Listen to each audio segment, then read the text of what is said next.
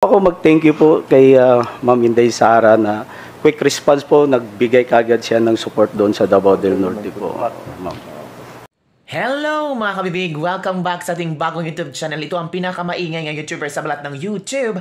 Ako si Kabibig, maglebak-lebak na with evidence. O ito na ha, kung ako si Pangulong Bongbong Marcos, harap-harapan akong pinapahiya or para akong natunaw na yelo sa kahihiyan kasi mga kabibig, I don't know kung how you able to interpret or how you able to react.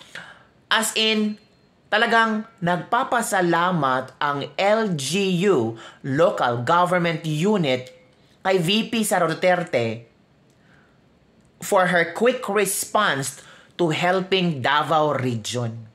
As in, nandito si VP Sara, nandito si Pangulong Bongbong Marcos, tapos talagang sinabi ng LGU na nagpapasalamat kami kay VP Sara na agad-agad rumisponde. Agad-agad nagbigay ng tulong. Agad-agad naramdaman namin ang kanyang presensya. Agad-agad doon namin na nararamdaman na merong gobyerno na nagmamalasakit sa amin. Nako! As in, para kung ako si Pangulong Bongbong Marcos that time, no, parang sabi, I will ask myself, oh nga, no, nasaan ba ako sa panahon na talagang lugmok na lugmok, sa panahon na binabaha ang mga taga Davao Region? Ano bang ginawa ko that time? Nag-party? Umati ng kasal? What's going on? Inibita yung mga friends ko para pumunta sa Malacanang para i-continue ang party-party namin. Nako, mga kabibig. As in, well, shocking revelation, shocking na pagpapasalamat, kasi harap-harapan, di ba? Well, dapat lang maging honest ang mga tao kung sino talaga ang unang rumusponde. Kung sino talaga ang nararamdaman nila na talagang nandyan parati sa kanila. Kabibig, Davao kasi yan eh. Si Pangulong Bongbong Marcos nasa Luzon at maraming mga trabaho, maraming mga engagements. Ano ba ang pinaka-importante? Di ba mga tao din ito na sa Davao sumuporta kay Pangulong Bongbong Marcos? Nako, so, pag walang request pala, nga. O, ito ha, panoorin nyo ang video ito. But like what happened in Davao del Norte, minsan kasi may hindi po nakarating sa province, pero na-distribute, iba naman ang nag-distribute. And gusto po ako mag-thank you po kay Ma'am Inday Sara na quick response po, nagbigay kagad siya ng support doon sa Davao del Norte po. Ma'am. Thank you so much po, ma'am. Yeah. Don, you had wanted to add something? Lahat naman na nag-request, doon naman ibibigay. Pag hindi mag-request, hindi nabibigay. Tapos, pag nawawala dito, hindi rin nabibigay sa inyo. Kung wala kayo, we have to go to the next who's there. O, napanood nyo ang video. Doon, maraming mga sinasabi na kailangan talaga ng request para sa emergency fund na kailangan pag may mga sakuna. Hala, no, pag-iisip-isipin talaga yung emergency request. Hindi ba dapat initiative yan ng gobyerno na kung anong lugar ang sinalanta ng bagyo or kung anong trahedya meron doon, agad-agad mailabas ang pangangailangan.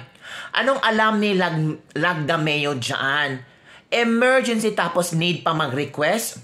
Grabe ang Joe takte. So, pag walang request, nga ang gobyerno, nga ang LGU. Kakaloka talaga. Kaya siguro mabagal ang pagbibigay ng tulong kasi hindi maisip nilang mag-request pa. Marami na nakakailangan ng tulong, mag-isip pa mag-request? Grabe! Nahiya tuloy si Pangulong Bongbong Marcos, napayuko na lang siya kasi nandoon siya sa reunion, sa party, sa concert. Thanks be to God to our VP Sara Duterte na talagang quick response. Hindi yan binayaran, talagang galing sa puso ng mga taga-LGU kung ano ang kailang nararamdaman. Hindi biased, di ba?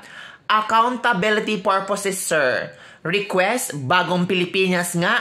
Salamat na lang kay VP Sara Duterte. Hay, buti na lang may VP tayo. Di ba mga kabibig?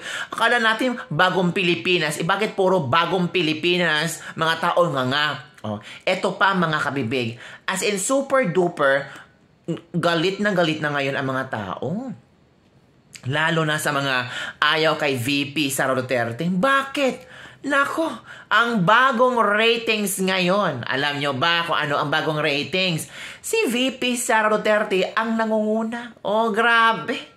Dapat sana ang presidente ang mangunguna, no? Pero bakit si VP Sara ang nangunguna sa ratings, mga kabibig? As in, na-shock ako. So it means, mas nararamdaman na maraming tao si VP Sara Duterte. Mas nararamdaman nila yung nagtatrabaho ang VP natin. Tingnan nyo, mga kabibig. Base sa Okta Research, satisfied? Ito yung performance ratings of top government officials. Satisfied, si Pangulong Bongbong Marcos na average 71%. Pero si Sara Duterte, VP natin 75%. Si Mig Zubiri 60%. Ay, si Romualdez 65%. Si Gismundo 18%. Tingnan natin saang lugar ba malakas si VP Sara Duterte. Visayas at Mindanao. Sa Visayas, 80%. Sa Mindanao, 97%. Okay. Si Pangulong Bongbong Marcos, NCR 67,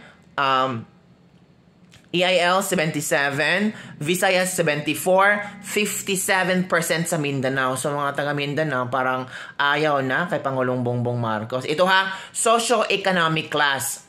Natural, si Pangulong Bongbong Marcos sa ABC, sa mga elitista, 82%. Si VP Sara, 57%. Si Mig Zubiri, 44%. Si Martin Romualdez, 56%. Elitista kasi. Si Gismondo, 6%. Sa Class D, nangunguna si VP Sara Duterte, 76%. Sa Class E, nangunguna VP Sara Duterte, 81%. So panalo si VP Sara Duterte sa Class D at sa Class E. Doon maraming masang Pilipino. Doon natin or dito natin mararamdaman na talagang meron tayong busy presidente na trabaho. Kahit ano pang bash, kahit ano pang intriga ang binabato nila sa VP natin, ang taas 81% for Class E. Wherein kasali tayo dyan. Diba? Tayo mga mahihirap at tayo rin nakakaramdam at nakakaunawa at nakakapansin kung gaano siya natatrabaho. Ang Class ABC ba, nakakapansin ba? Hindi. Kasi mga elitista sila. Ayaw nila yung mga katulad natin. Di ba? In fairness ha, dissatisfied. Yung mga hindi ayaw kay Sara. 7% yung average nila niya. 9% kay Pangulong Bongbong Marcos. 9 kay Mig Zubiri. Romualdez 9. Gismondo 11. Saang area ba na kung saan yung mga tao ay talagang tawag dito dissatisfied ay sa Mindanao 0. So it means wala talagang tawag dito lahat satisfied sila sa ginawa ni VP Sara Duterte. Sa Visayas 7, sa NCR 13, di ba? So sobrang ganda. Sa Class E 3% lang ang dissatisfied kay VP Sara Duterte. D, 7%. At sa ABC, 8%. Diba? Kay Pangulong Bongbong Marcos, 3% lang ang ABC. Elitista kasi. Diba? So, mga kabibig, ano ang iyong reaction dito? On the other hand, mga kabibig, talagang present si VP Sara Duterte sa pamimigay ng fund para sa mga nasalanta ng baha.